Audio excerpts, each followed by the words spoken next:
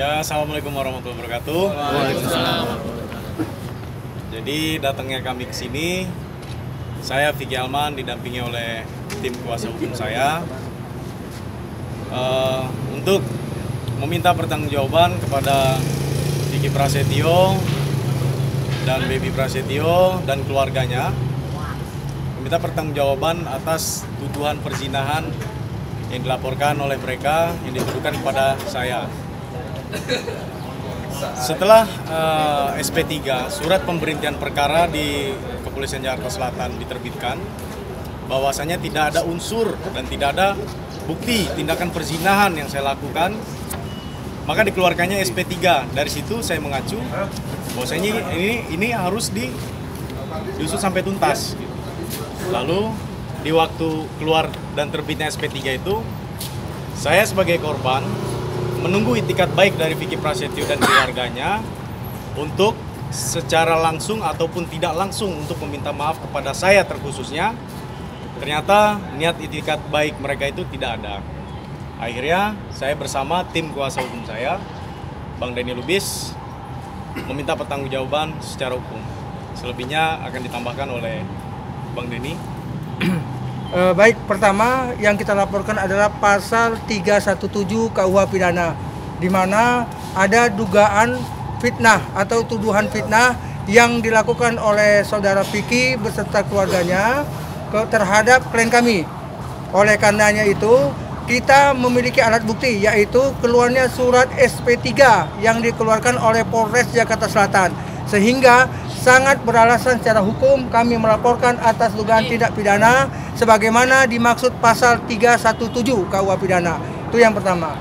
Yang kedua, karena ini berdampak atas pencemaran, fitnah dan nama baik beliau, maka kami juga melaporkan yang bersangkutan terhadap pasal 27 Undang-Undang ITE ayat 3 Jungto 310 311 KUH Pidana.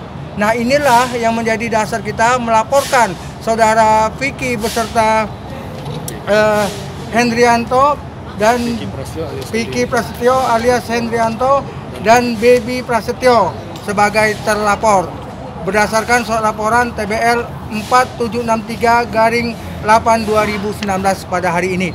Itu dia sementara. Pasal 27 adalah serangkaian kata-kata yang mengandung fitnah, yaitu ada sebutan zina, laki-laki sudah main nama istri saya, dan beberapa bahasa-bahasa yang tidak layak dan tidak pantas yang menghancurkan harkat dan martabat klien kami. Ini perlu diluruskan, perlu dilakukan proses lidik, sidik, dan nantinya ada kepastian hukum atas peristiwa yang dulu mereka laporkan ternyata tidak cukup alat bukti sehingga di SP3 oleh Polres Jakarta Selatan. Disinilah kami Polda Metro melaporkan hal itu berdasarkan ketentuan pasal 317 KUH Pidana. Kalau 317 itu 4 tahun, 27 ayat 3 itu 4 sampai 6 tahun ya, 6 tahun.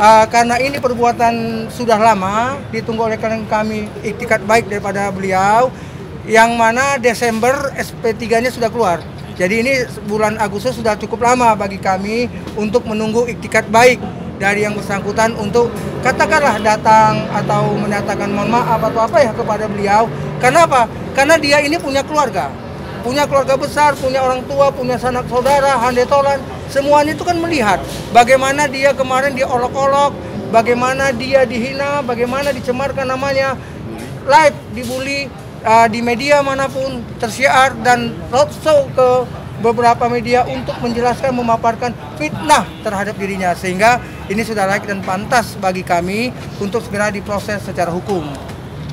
Kalau saya pribadi membuka komunikasi itu, cuman kan permasalahannya saya tidak tahu siapa mereka, saya tidak kenal siapa mereka. Artinya kan di sini sudah jelas siapa yang salah, harusnya dia yang mendatangi saya dan dia mencari cara untuk menghubungi saya untuk meminta maaf.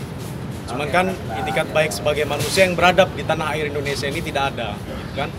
Akhirnya saya rasa pantas untuk dipertanggungjawabkan apa yang sudah dilakukan oleh mereka selama ini. Begini, secara proses, karena kami meyakinkan tuduhan itu adalah tuduhan palsu dan fitnah, makanya kita menunggu. Pertama adalah keluarnya SP3. Ternyata sudah keluar SP3, kita nunggu lagi iktikat baik nih. Ternyata tidak ada itikat baik, maka akhirnya diputuskanlah oleh klien kami perlu segera diproses melalui laporan polisi. Seperti itu dia. Dua orang ya, Vicky bersama adiknya ya, Baby Prasetyo. Tapi bagaimana nanti hasil pengembangan mungkin bisa lebih banyak lagi. Siapa aja Bang targetnya? Targetnya biar hukum yang menjawab. Yang pasti kita memberikan petunjuknya orangnya ini, siapa-siapa aja yang masuk, begitu kan. Pasti kan setiap yang dilakukan ada yang harus bertanggungjawabkan. Tidak, saya tidak kenal mereka. Justru ini ada apa gitu kan. Makanya pertama saya dibilang punya hubungan spesial. Itu kan tidak ada, sudah terbukti semua, bahkan bukan saya yang bicara. Dengan surat SP3, surat pemberhentian perkara itu sudah sangat jelas. Kan sudah ditelusuri kronologinya kenapa saya datang, ternyata saya ditelepon, disuruh datang, ada orang yang meminta tolong, saya datang. Artinya saya menolong orang, tapi kok saya diginikan gitu. Nah ini yang harus dipertanggungjawabkan ini ada apa semuanya ya kan. Lalu di situ terjadi tindakan-tindakan yang harusnya bisa dibicarakan dengan lapang dada, dengan kepala dingin. Ternyata kan tidak, saya terkondisikan dengan keadaan yang di luar dugaan saya. Ya intinya saya tidak kenal siapa mereka.